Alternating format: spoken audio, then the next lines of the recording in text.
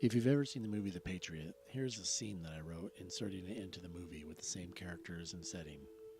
It's called Family Values by A.T. Morales. In the dark foreroom of the cabin, Benjamin sat quietly in the low light, his silhouette dancing on the eastern wall as the hearth burned warm. The chopped pine still cracked and spit as pockets of air and the remaining moisture burned away. The room was warm from the fire, but not warm enough. Benjamin's mourning heart chilled his soul from the loss of a child and the return to a place he promised never to revisit. He stared at the fire through the blurred vision of tear-filled eyes, his gaze only shadowed by his pain. The look on his face betrayed the pressed white shirt and dark wool pants he wore. His hair was neatly tied back and his face bore no whiskers. Benjamin had washed all the blood away. He scrubbed for a while, trying to clean beyond the death that saturated his clothing from the ambush of the redcoats, but with the attempt to wash away the guilt that he knew would be carried away into his own death. Sadly, water could not cleanse his soul. After the death of his son Thomas, Benjamin lost control. The calm that his wife spent years helping him learn fled so easily that he wondered if he ever had been cured. The ambush was effective, tactically speaking. The redcoats were destroyed and his captured son Gabriel was now safely sleeping, but at what cost? Dragging his younger boys into the melee sped up their lives. It stole their innocence and may have started them on the path that he long ago remembers. Benjamin's thoughts were broken by Charlotte entering the room. She carried a saucer and tea and placed it on the small table stand near the couch where Benjamin sat.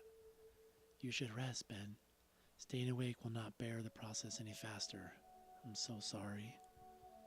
She stared at him, a look of concern and pain bound to her face. I know. The mourning father could not say no more. His lower lip began to quiver quickly as he fought to maintain control. He dropped his face into his hands, trying to shield his pain and guilt from Charlotte. Charlotte moved over gracefully and sat next to Benjamin on the couch. She placed her hand on his right shoulder gently as her own eyes began to tear. She lost her nephew Thomas, but knew Gabriel would also be only a memory if it not had been for Ben. "Ben," she whispered, "we will all mourn Thomas. He shall never be forgotten, but the loss would have been much greater if you did not act. You rescued Gabriel." "At what cost?" he asked now aloud. "I have broken a vow to my dead wife. I have forced my remaining children into old savage ways." "No, Ben," her voice raised. "You did what my sister would have wanted. She wanted a family, and she wanted you to be a husband and a father. Wars and soldiers, workers, they come and go." She reached up and took his right hand into hers. "It does not matter what will be written on the pages of history, but what is felt in your heart. Your family will be there always, Ben. You must see that." Benjamin looked up at Charlotte, tears still trailing his face. "This war will take it all from me. Take what I have left." Charlotte began to shake her head, her emotions again welling up inside. "I've already lost my wife. I've lost one of my boys, maybe more. My home. What do I have left?" His voice trailed off softly. Placing her hand on his, Charlotte pulled his gaze to meet hers. "Benjamin," she spoke, tears rolling down her cheeks. "Benjamin, I am here. You have me." She paused, staring deep into his eyes. His lips began to quiver again. Ben had already begun to have feelings for his deceased wife's sister, but never knew how she felt. He never knew how she would react if he told her. It had been 7 years of loneliness, of sleepless nights in a cold bed. Only recently did stronger feelings develop for Charlotte. She had no children of her own, but picked up with his children as if they were her own. Seeing the excitement and fear in Benjamin's eyes, Charlotte backed off a little. So much had happened, and she decided to change the subject. "You also have Nathan and Samuel and the girls," she continued. I know, but now Thomas is gone, and I don't even..." Ben trailed off, his voice almost unheard.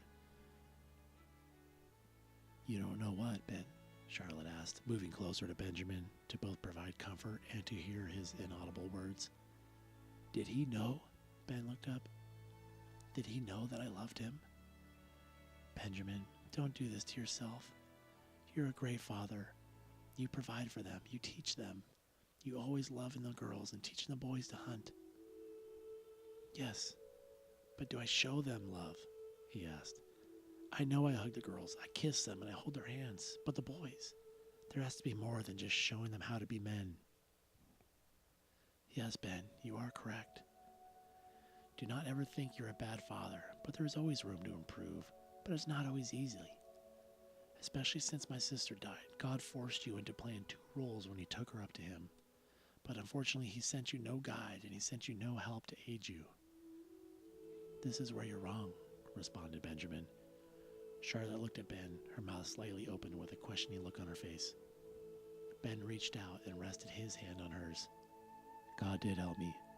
He sent me you, Charlotte. She placed her hand on top of his and a smile crossed her face. Ben stared. She looked beautifully in the firelight. Her face resembled her sister, but different enough to remind him that she was not. Someone to fall in love with, someone to love him back. Charlotte, the death nearly killed me too. She left me with 7 children I did not know how to raise, how to care for. You stepped in and became the missing piece that continued to hold everything together. Thank you, Ben. You and the children are very easy to love. They both stood up, looking into each other's eyes. Benjamin pulled her into his chest and held her tight. She held him back. We will all mourn for Thomas. We cannot change his death now, but we can change. She spoke into his ear as they continued to embrace each other. If you feel you do not love the boys enough, then show them, Ben. Teach them to hunt, but teach them it's okay to cry, and it's okay to be sad. And hold them when you can, because this war is far from over. Show them you love them as you do love the girls. I will, Charlotte, I will. He pulled back again to stare into her eyes. Placing his hands on her cheeks, he pulled her in and kissed her lips gently. She felt so warm and so soft. His forehead touched hers. Thank you, Charlotte, and thank God for you.